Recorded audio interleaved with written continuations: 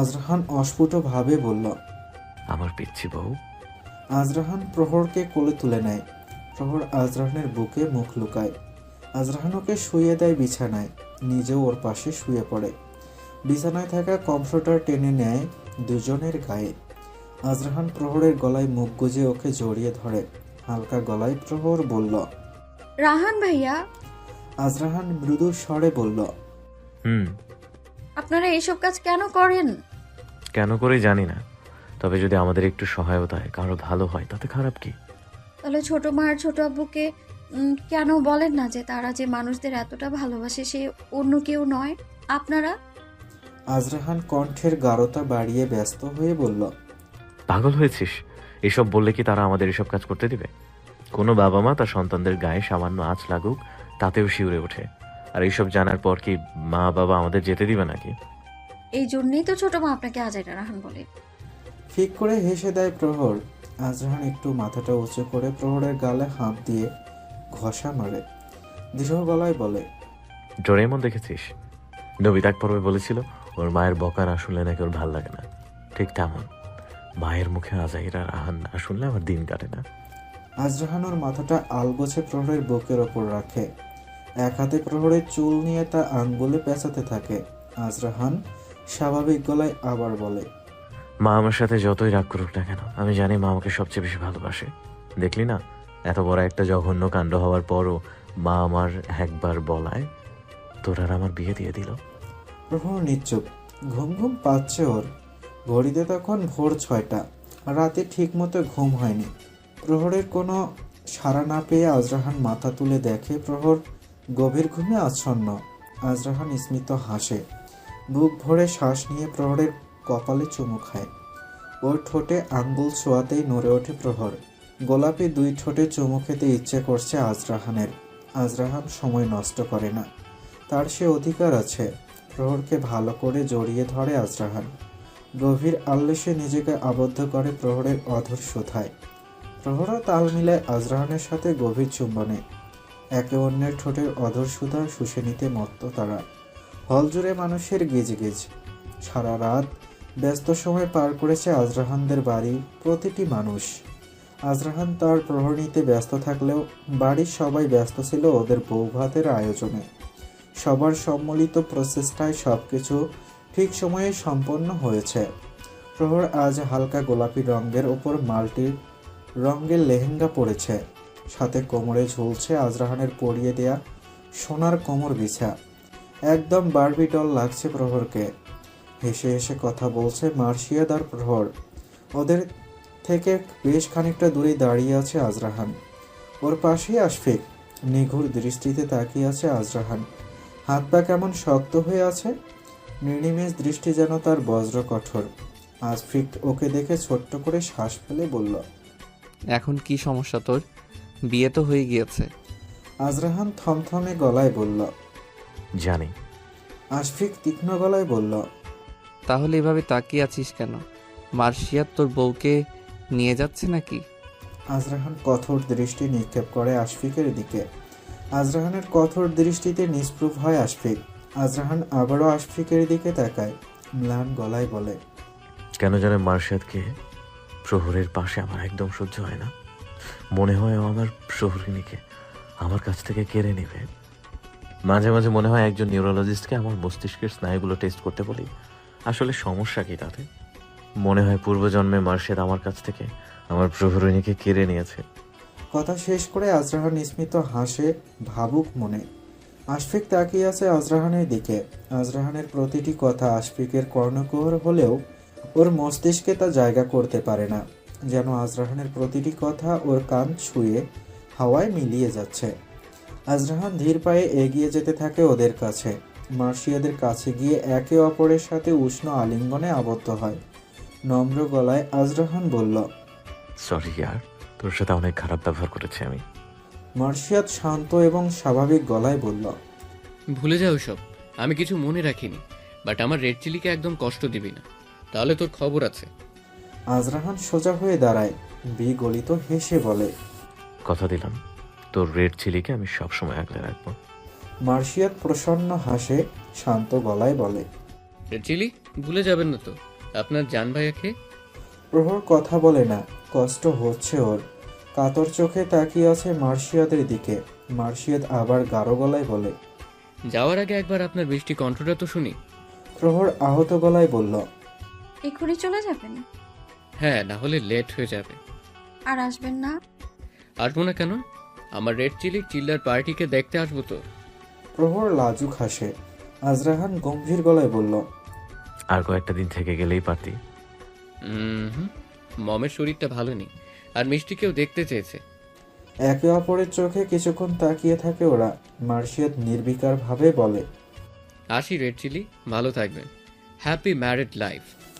মার্শিয়াদ হৃদয় হরণ করা হাসি দিয়ে ঘুরে পা বাড়ায়। প্রহর নির্নিমেষ তাকিয়ে আছে। ওর মনে হচ্ছে ওর আপন কেউ ওকে ছেড়ে দূরে, বহু দূরে চলে যাচ্ছে। সে কি আর কখনো ফিরবে না? হলের এক কোণে জড়সড় হয়ে দাঁড়িয়ে আছে নুরাইশা। চোখে মুখে বিষণ্ণতার ছাপ। একরাশ ক্লান্তি এসে যেন ওকে জাপটে ধরেছে। গতরাতে মার্শিয়াদ আর সানায়াকে ওই রকম অপ্রস্তুত মুহূর্তে দেখে টানা 3 ঘন্টা নাকের জল আর চোখের জল ঝরিয়েছে নুরাইশা। সদ্য কৈশোর থেকে যৌবনে পা রাখা নুরাইশার মনটা কাদামাটির মতো। এই বয়সের আবেগ আর বিবেকের পার্থক্য বোঝা বড় মুশকিল, কিন্তু চাইলেই এই কাদামাটিকে নিজস্ব রূপ দেওয়া যায়। মার্শিয়া তার ধৈর্য আর বিচক্ষণতার সাথে পুরো ব্যাপারটা হ্যান্ডেল করে। মার্শিয়াদের প্রতি অগাধ বিশ্বাস আর ভালোবাসার দরুন নুরাইশাকে বোঝাতে বেশি ব্যাক পোয়াতে হয় না। কিন্তু তবুও নুরাইশার মনের গহীনে এক অজানা উচাটান বারবার করা নেড়ে যাচ্ছে। সামনে সানায়াকে দেখে অপ্রস্তুত হয় নুরাইশা। কপালে দেখা যায় চিন্তার গভীর রেখা। ওকে দেখে পাশ কাটতে চাইলে সানায়া নুরাইশার হাত ধরে ওকে থামায়। স্বাভাবিক গলায় অনুনয়ের স্বরে বলে, আই এম সরি নুরাইশা। নুরাইশা কোনো কথা বলল না। চোখের কোণ ক্ষীণ করে কতক্ষণ চেয়ে থাকলো সানায়ার দিকে। সানায়া ফিকে গলায় আবারও বলে, ক্ষমা করবে না আমাকে? নুরাইশা গাঢ় গলায় বলল, আমার কাছে কেন ক্ষমা চাইছো? যার সাথে দোষ করেছো তার কাছে গিয়ে ক্ষমা চাও। সানায়া দীর্ঘশ্বাস ফেলে বলল। রেগে আছো এখনো? ওদের কথার মাঝখানে মার্শিয়াদ এসে দাঁড়ায়। সানায়াকে দেখে স্মিত হাসে। অধর ছড়িয়ে সরস গলায় বলে, কেমন আছো সানায়া? মার্শিয়াদের কথায় সানায়া মাথা নিচু করে ফেলে। এক হাত দিয়ে অন্য হাতের নখ খুঁড়তে থাকে। ওর পাশে এসে দাঁড়ায় তারাফ। মৃদু ও দৃঢ় গলায় বলে, অপরাধী সে, সে নিজের বুঝেও স্বীকার করে না। অনুতপ্ত হওয়ার চেয়ে বড় সাজা হতে পারে না। তারাফের দিকে চোখ তুলে তাকায় সানায়া। হৃদয় বিগলিত হাসি দিয়ে তারাফ হ্যান্ডশেকের জন্য হাত বাড়ায় মার্শিয়াদের দিকে। মার্শিয়াদ তা লুফে নেয়। স্নিগ্ধ ও মোহনীয় কণ্ঠে সানায়াকে উদ্দেশ্য করে বলে, আমি তোমাকে বলেছিলাম না আমার চেয়ে বেস্ট কাউকে পাবে তুমি। He is the one. Taraf হালকা গলায় বলল। Thank you. ধীরে ধীরে সবাই এসে জড়ো হয় ওদের বিদায় জানানোর জন্য। নুরাইশা বাচ্চাদের মতো কাঁদতে থাকে ওর মাকে জড়িয়ে ধরে। এর আগে কখনো এত দূরে যায়নি সে পরিবারকে ছেড়ে। ইনশিরা ছল ছল চোখে তাকিয়ে আছে মার্শিয়াদের দিকে। মার্শিয়াদ ওর কপালে ছোট্ট চুমু খেয়ে শান্ত গলায় বলল, একবার সময় করে এসো, মম যাওয়ার আগে যেন তোমায় একবার দেখতে পায়। ইনশিরা মার্শিয়াদকে জড়িয়ে ধরে হু হু করে কেঁদে ওঠে। সবার কাছ থেকে বিদায় নিয়ে ওরা যাত্রা শুরু করে ওদের গন্তব্য আমেরিকা। জানালার পাশে দেয়ালে মাথা ঠেকিয়ে একটা শাল গায়ে দিয়ে দাঁড়িয়ে নির্নিমেষ নিখোশ কালো আকাশের দিকে তাকিয়ে আছে প্রহর। একটা প্লেনে উড়ে যেতেই উজ্জ্বল হয়ে ওঠে ওর মুখ। নির্বিকার ভাবে বলে, রাহান ভাইয়া। আজরাহান কাউচে বসে মোবাইল টিপছে। প্রহরের ডাক শুনতেই অস্ফুট ভাবে বলল, বল, আমি শুনছি। প্রহর ফিকে গলায় বলল, জান ভাইয়া কি আর আসবে না? আজরাহান শান্ত গলায় বলল, ওর দরকার হলেই আসবে। প্রহরের বুক চিরে বেরিয়ে আসে এক শীতল দীর্ঘশ্বাস। জানালা বন্ধ করে আজরাহানের পাশে গিয়ে বসে। স্মিত গলায় বলল, কি দেখেন? কিছু না। প্রহর ঝট করে আজরাহানের মোবাইলটা ছিনিয়ে নেয়। দেখে ফ্যাশন আইডলদের ছবি দেখছে। প্রহর ভুরু কুঞ্চি করে। কি সব উদ্ভট ড্রেস পরা, শরীরের বেশিরভাগ অংশ দৃশ্যমান। প্রহর নাক উঁচু করে বলল, ছি, কি দেখেন এসব? আজরাহান অলস ভঙ্গিতে হাত পা ছড়ায়। নম্র গলায় বলে, আমি ওদের দেখি নাকি? ওদের ড্রেস দেখি। ব্যাকটেল পেয়েছেন আমায়? আজরাহান বিগলিত হেসে বলল। আরে জাভাস রসমালাই। প্রহর শক্ত গলায় বলল। মোটেও না, আপনারা সব ছেলেরাই এমন। মেয়ে মানুষ দেখলে আর হুঁশ থাকে না। That's wrong, প্রহরী। I'm not that kind of people. প্রহর আজরাহানের গ্যালারি দেখায় ব্যস্ত। আজরাহানের গ্যালারি ভর্তি প্রহরের ছবি, গত 3 বছরের। আজরাহান প্রহরের কানের কাছে গিয়ে বলল। এক রাতেই যে নেশাতে আমাকে ধরিয়েছিস, তাই জনমে আর কাটবে না রে রেড রোজ। প্রহর কপট রাগ দেখিয়ে ব্যস্ত গলায় বলল। যাক খবিস বেটা। আজরাহান ফিসেল হাসে। প্রহর উঠে গিয়ে বিছানায় শোয়। কমফোর্টারটা টান দিয়ে তার গায়ে জড়িয়ে নেয়। আজরাহান উঠে গিয়ে লাইট অফ করে প্রহরের পাশে শুয়ে পড়ে।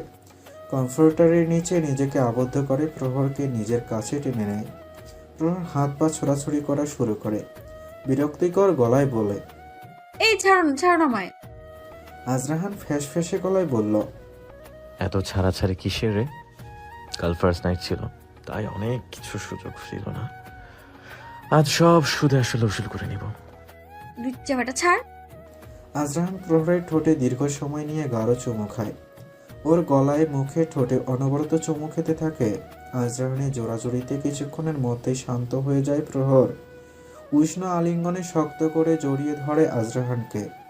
আজরাহান ধীরে ধীরে তার ভালোবাসার অতল সাগরে ভাসতে থাকে তার ডিঙ্গি নৌকাকে নিয়ে। আমার বৃষ্টি স্নাত ভোরের স্নিগ্ধ রোদের সূর্য তুমি, তোমার আলোয় অবগাহনে সিক্ত হব আমি। আমার হৃদয়ের গভীরে সর্বকাশী প্রেম তুমি, সর্বনাশী প্রহরিণী, আমার প্রথম যৌবনের শেষ ভালোবাসা তুমি। বিকেল গড়িয়েছে। শীতের বিকেলবেলা যেতে বেশি সময় নেয় না। দুপুর পড়তেই কেমন যেন থমথমে হয়ে যায় পরিবেশ। পিন পিন করে শীতল হাওয়া বইতে শুরু করেছে। একটা চায়ের দোকানে বসে আছে আজরাহান, গায়ে জ্যাকেট জড়িয়ে রেখেছে। সামনেই একটা কোচিং সেন্টার, প্রহরকে সেখানেই ভর্তি করানো হয়েছে। আজরাহান কলেজের চাকরিটা ছেড়ে দিয়েছে।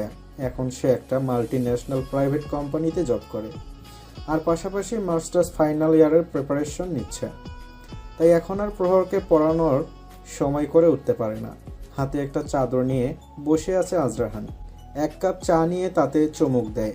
চায়ের উষ্ণ ছোঁয়ায় শরীরের উষ্ণতায় ভরে যায় কানায় কানায়। চাটা বাজতেই কোচিং ছুটি হয়ে যায়। সেখান থেকে বেরিয়ে আসে প্রহর। আজরাহানকে দেখে পায়ের গতি বাড়ায়। প্রহরকে দেখেই স্মিত হাসে আজরাহান। উচ্ছ্বসিত গলায় প্রহর বলল। রাহান ভাইয়া আপনি? আজরাহান শান্ত ভঙ্গিতে বলল। অফিস ছুটি, তাই তোকে নিতে এলাম। ঠান্ডা হাওয়া লাগতেই কুকুরে ওঠে প্রহর। আজরাহান ধমকে বলল। শীতের কাপড়ে পরিসনি কেন তুই? প্রহর ঠোঁট উল্টে স্বাভাবিক গলায় বলল। আরে তখন এত ঠান্ডা ছিল নাকি? আজরাহান শক্ত দৃষ্টিতে তাকায়। হাতে থাকা চাদরটা প্রহরের গায়ে ভালোভাবে জড়িয়ে দেয়। উজ্জ্বল হাসে প্রহর। সানোয়ার আহমেদ প্রহরকে আনা নেওয়া করে, কিন্তু আজ আজরাহানের অফিস জলদি শেষ হওয়ায় ও নিজেই আসে প্রহরকে নিতে। আজরাহান বিগলিত হাসি হেসে বলল। কিছু খাবি? হুম, কি খাবি বল। আইসক্রিম। আজরাহান ভ্রু কুঁচকে তপ্ত গলায় বলল। ঠাটিয়ে এক চর মারবো গালে। এই ঠান্ডায় কেউ আইসক্রিম খায়? প্রহর কপট অভিমানের সুরে বলল। খাওয়াবেন না যখন তাহলে জিজ্ঞেস কেন করলেন? ওদের কথার মধ্যেই সেখানে এসে দাঁড়ায় এক অর্ধবয়স্ক মহিলা। প্রহরকে দেখে সরস হাসলেন। মহিলাটিকে প্রহর চেনে। প্রায়ই সানোয়ার আহমেদের সাথে বসে গল্প করেন। প্রহর মৃদু গলায় মহিলাটিকে বলল। কেমন আছেন আন্টি? মহিলাটি পান খাওয়া লাল লাল দাঁত বের করে কেলিয়ে হাসলেন।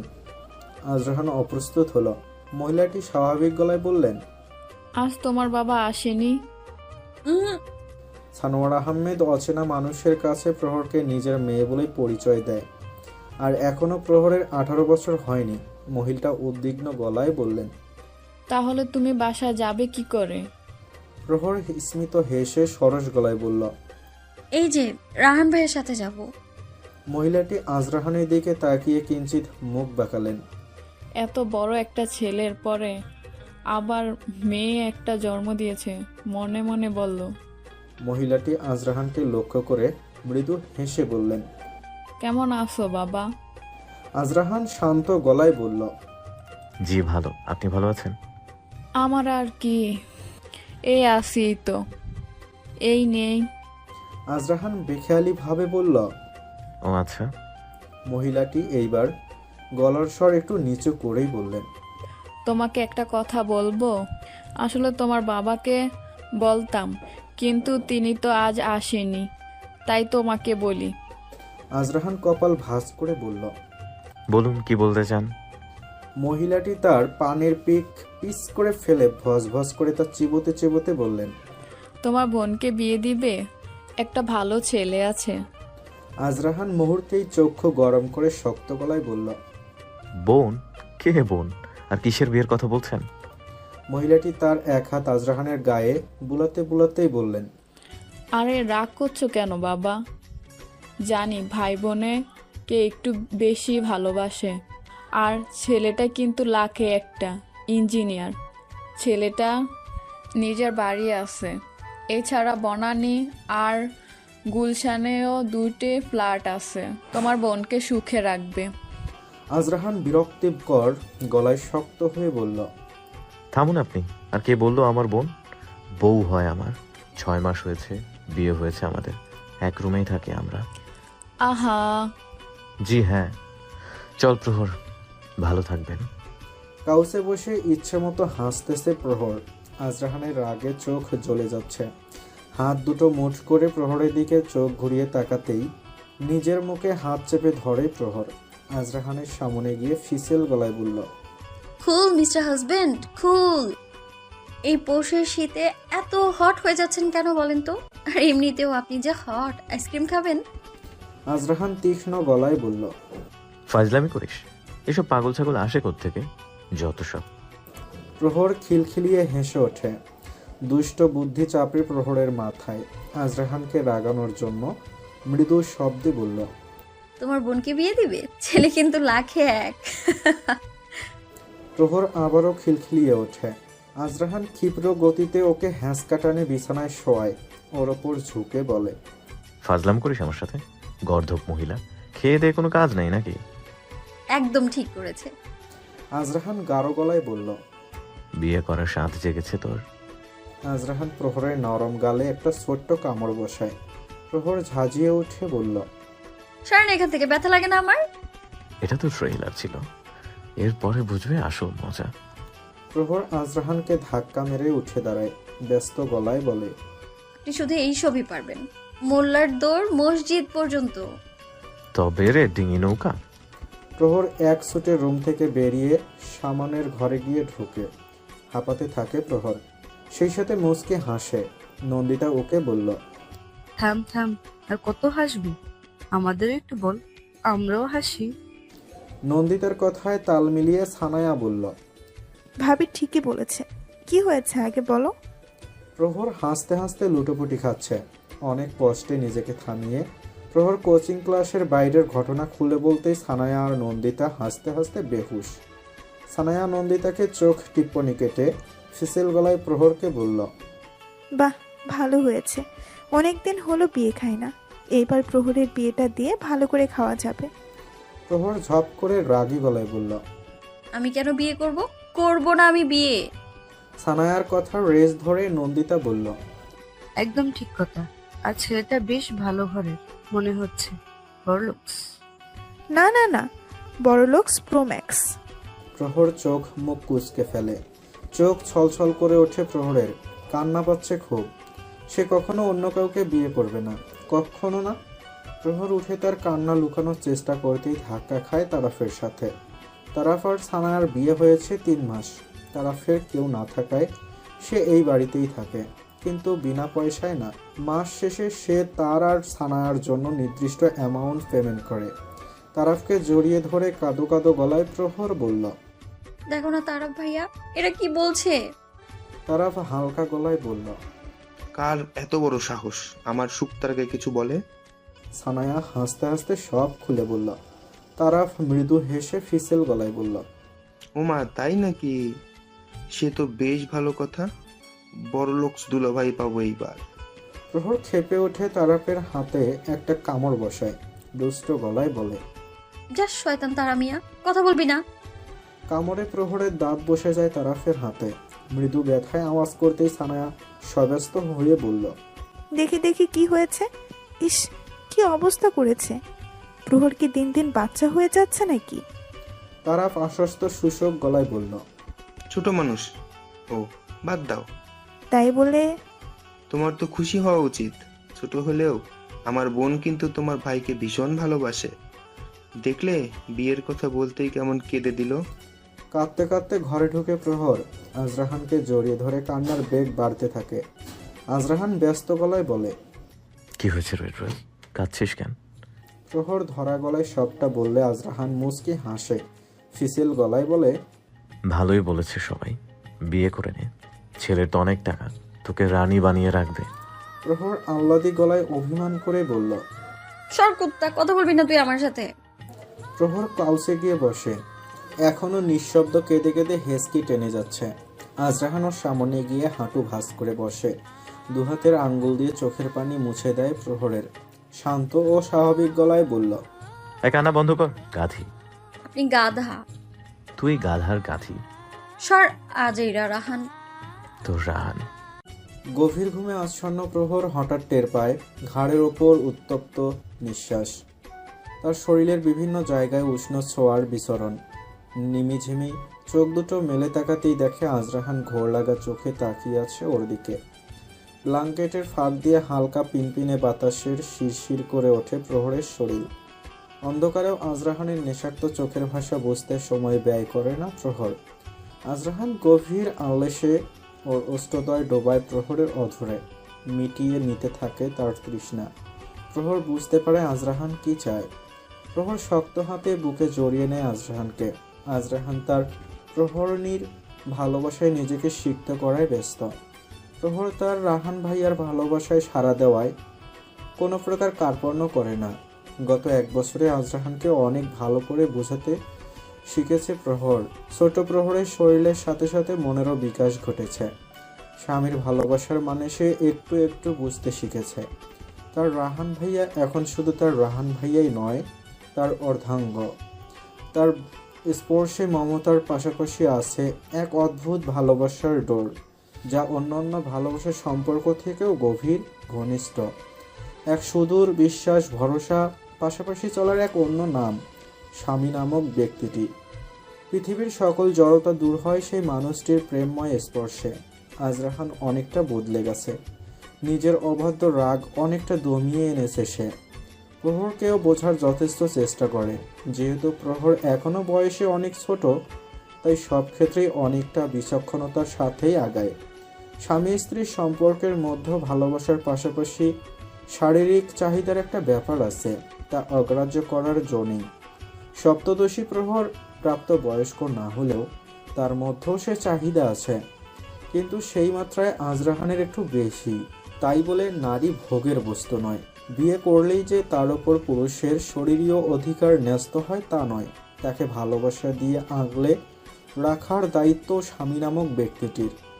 শ্রান্ত পরিশ্রান্ত দেহ নিয়ে রাতের শেষে প্রহর ঘুমের দেশে তলিয়ে যায় আজরাহান।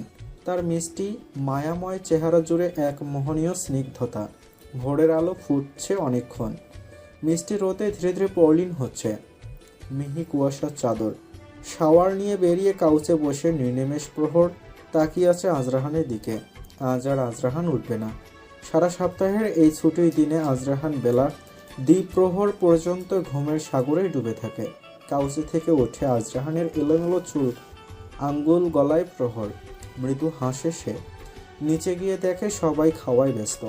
নন্দিতা আর চোখে তাকায় প্রহরের দিকে। প্রহরের লজ্জায় মরে যেতে ইচ্ছে করছে। এই রাহান ভাইয়াটাও না। ওনাটা ভালো করে মাথায় দিয়ে নেয় প্রহর। টেবিলে বসতেই নন্দিতা প্রহরের কাছে এসে দাঁড়ায়। ওর কানের কাছে গিয়ে ফিসফিসিয়ে বলে, কিরে, এত দেরি করলি যে? রাতে ঘুম হয়েছে তো ঠিক মতো? প্রহর আখিদ্বয় প্রশস্ত করে শক্ত হয়ে বসে থাকে। এই ভাবিটাও না সবসময় হাটে হাঁড়ি ভাঙতে চায়। খাওয়া শেষে সামানের ঘরে যায় প্রহর। বিছানায় হাত পা নাড়িয়ে খেলছে সামানের 2 মাসের মেয়ে সূর্যি। সামান পাশেই বসে মেয়ের গাল ছুঁয়ে দিচ্ছে যেন এক মুঠো মেঘ। হাত লাগাতেই মিলিয়ে যায়। নরম পায়ে সূর্যের পাশে গিয়ে বসে প্রহর। প্রহরকে দেখে অদর ছাড়ায় সূর্যি। প্রহর আলতো হাতে সূর্যের গাল টিপে দেয়। একদম তুলোর বল। সামানের দিকে তাকিয়ে নম্র গলায় প্রহর বলল। আমি সূর্যকে নিয়ে যাই বড় ভাইয়া। সামান স্মিত হেসে কঠিন গলায় বলল। এতে জিজ্ঞেস করার কি আছে, নিয়ে যা। এক হৃদয় কাঁপা হাসি হাসে প্রহর। ব্যস্ত হাতে কোলে তুলে নেয় সূর্যিকে, বুকের সাথে একদম মিশিয়ে ধরে। সূর্যিটাও পাক না, প্রহরের স্পর্শ অনেক বোঝে। সূর্যিকে নিয়ে ঘরে এসে দেখে আজরাহান সবে বিছানা থেকে আড়মোড়া ভেঙে উঠেছে। বৃহৎ হাইট তুলে বলল। কোথায় গিয়েছিলি? নিচে গিয়েছিলাম। আজরাহান হাত বাড়িয়ে সূর্যিকে ছুতে গেলে প্রহর সরে দাঁড়ায়, না কুচিয়ে বলে। ঠিক একদম ছোবেন না ওকে, নোংরা লোক। আজরাহান ক্ষুণ্ণ গলায় বলল। এতে নোংরামির কি দেখলি? প্রহর ঝাঁঝানো গলায় বলল। যান আগে গোসল করে আসেন। ডিঙে নৌকা, তোর দাঁতগুলো আমি ভাঙবো রে। যখন ভাঙবেন তখন দেখা যাবে, এখন যান। আজরাহান টাওয়াল নিয়ে ওয়াশরুমে ঢোকে। বেশ কিছু সময় পর বেরিয়ে দেখে প্রহর শুয়ে আছে। উৎসুক গলায় আজরাহান বলল। সূর্যি কোথায় রে? প্রহর শান্ত গলায় বলল। ঘুমিয়ে পড়েছে, তাই দিয়ে এসেছি। প্রহর হামি দিয়ে পাশ ফিরে শোয়। আজরাহান ওর কাছে এসে ভ্রু কুঁচকে বলে। তুই আবার শুয়েছিস কেন? প্রহর সোজা হয়, বুকের ওপর কম্পিউটার টেনে বলল। ঘুম পাচ্ছে আমার। আজরাহান শক্ত গলায় বলল। এত ঘুম কি করে পায় তোর? প্রহর ঝট করে উঠে বসে, চোখ মুখ কুঁচকে ঠোঁট গুজ করে বলল। ঘুমোতে দিয়েছেন নাকি আপনি আজিরা রাহান? আজরাহান প্রহরের সামনে ওর ভেজা চুলগুলো হাত দিয়ে ছাড়া দেয়। ওর চুলের ছাটার পানিতে প্রহরের মুখ পুরো ভিজে যায়। স্বাভাবিক গলায় আজরাহান বলে। সপ্তাহের এই একটা দিনই পাই, তাও এত খিচমিচ কেন করিস? চুপ করেন, যান এখান থেকে, ঘুমাবো আমি। আজরাহান উঠে দাঁড়ায়, টাওয়াল দিয়ে চুল ঘষতে থাকে। মুচকি হেসে ফিসেল গলায় বলে। তোর ভাগ্য ভালো আমার মতো স্বামী পেয়েছিস। আমার জায়গায় অন্য কেউ হলে এখন 1 ডজন বাচ্চার মা বানিয়ে ছাড়তো তোকে। আপনার মাথা। তোর মুন্ডু। খুবই সাজাইরা রাহান। আজরাহান বিগলিত হাসে, চুল শুকিয়ে তা ঠিক করে নেয়। গায়ে একটা মেরুন রঙের শার্ট জড়ায়। প্রহর ড্যাব ড্যাব করে তাকিয়ে আছে। আজরাহানের ফর্সা শরীরে মেরুন রঙের রং যেন কালো আধারে উকি মারা চাঁদের মতো লাগছে। প্রহর স্বাভাবিক গলায় প্রশ্ন করল। কোথায় যাবেন? এনজিওতে। তারা ভাইয়ার সাথে? কখন আসবেন? শিওর না, কেন? আপনি তো এখনো কিছু খাননি রাহান ভাইয়া। আজরাহান মিষ্টি গলায় বলল। আমাকে নিয়ে এত চিন্তা করতে হবে না রেড রোজ, তুই টাইমলি খেয়ে নিস, আমার আসতে দেরি হবে। আজরাহান প্রহরের কপালে ছোট্ট চুমু খায়। এনজিওতে গত সপ্তাহে 5 জন মেয়েকে আনা হয়েছে। তারা সবাই উপজাতি। মেয়েগুলা সবাই তাদের নবনির্বাচিত চেয়ারম্যানের হাতে লালসার শিকার হয়। প্রথমে কেউ মুখ খুলেনি, কিন্তু শেষবার যখন একটা 10ম শ্রেণীর মেয়েকে তার আপন মামার কাছ থেকে অর্থের বিনিময়ে কিনে নেয়, টানা 1 মাস পৈশাচিক অত্যাচার করে, তখন মেয়েটি সেখান থেকে পালিয়ে গিয়ে পুলিশের কাছে যায়। আর তখন মেয়েটিকে উল্টা দোষ দিয়ে ভরা গ্রামবাসীর সামনে জীবন্ত আগুন লাগিয়ে দেওয়া হয়। কথাগুলো শুনেই ছলছল করে ওঠে প্রহরের চোখ। আজরাহান প্রহরের কোলে মাথা দিয়ে শুয়ে কথাগুলো বলছিল। প্রহর ধরা গলায় বলল। রাহান ভাইয়া, আপনি আমার মেয়েকেও বিক্রি করে দিবেন? আজরাহান চট করে উঠে বসে। প্রহরের অক্ষিপল্লব ভিজে আছে, ওর চোখের নোনতা জলে। আজরাহান তার হাতের আজলায় প্রহরের মুখটা উঁচু করে ধরে বলল। এসব কি বলছিস তুই? আমার মেয়ে, আমার কলিজা, আর আমার খিরে, আমাদের মেয়ে বল। আমার মেয়েকে আমি আমার মাথার তাজ বানিয়ে রাখবো। আগে তুই আমাকে বাবা হওয়ার সুযোগ দে। প্রহর বিগলিত হাসে। আজরাহান প্রহরের গালে শক্ত চুমু খেয়ে উষ্ণ গলায় বলল। এই, তুই আমাকে এখনো ভাইয়া কেন বলিস রে? পরে তো আমাদের সোনাই মোনাই আমাকে বাবার বদলে মামা বলে ডাকবে। প্রহর ঝুমঝুম করে হেসে ওঠে। আজরাহান প্রহরের গলায় নাক ঘষে স্বাভাবিক গলায় বলে। হাসছিস কেন তুই? কষ্ট করবো আমি আর অ্যাওয়ার্ড পাবে অন্য কেউ, তা তো হবে না। আজরাহান শক্ত করে জড়িয়ে ধরে প্রহরকে। ওকে নিয়েই শুয়ে পড়ে বিছানায়। দরজায় কড়া নাড়ে নন্দিতা, হালকা উঁচু গলায় বলে। দেবু যে কারেন্ট চলে গেছে, গাজেটেন খালি, সাবধান। সিঁড়ি বেয়ে হুড়মুড়িয়ে নামছে নুরাইশা। তৎক্ষণাৎ তার পথ আগলে দাঁড়ায় আজরাহান। আজরাহানকে আজও ঠিক মতো হজম করতে পারে না নুরাইশা। কিছু কিছু মানুষের জন্মই বোধহয় হয় কিছু মানুষের অগোচরে থাকার জন্য। আজরাহানকে দেখেই ভ্রু কুঞ্চি করে নুরাইশা। ভ্রু নাচিয়ে স্বাভাবিক গলায় আজরাহান বলল। কেমন আছেন মারমেইড? নুরাইশার মা অসুস্থ হওয়ায় তাকে দেখতে আমেরিকা থেকে এসেছে নুরাইশা আর মার্শিয়াত। আজ আজরাহানদের বাড়িতে ওদের ইনভাইট করা হয়েছে। আশফিক আর ইনশরাও তাদের লং ডিস্টেন্স ম্যারিড লাইফ তেমন একটা খারাপ নেই। বছরে 6 মাস ইনশরা বাংলাদেশে, তো বাকি 6 মাস আমেরিকাতেই থাকে। মার্শিয়াদের সাথে ইনশরা আসেনি, সে সেখানেই রয়ে গেছে। বিরক্তিকর গলায় নুরাইশা বলে উঠল,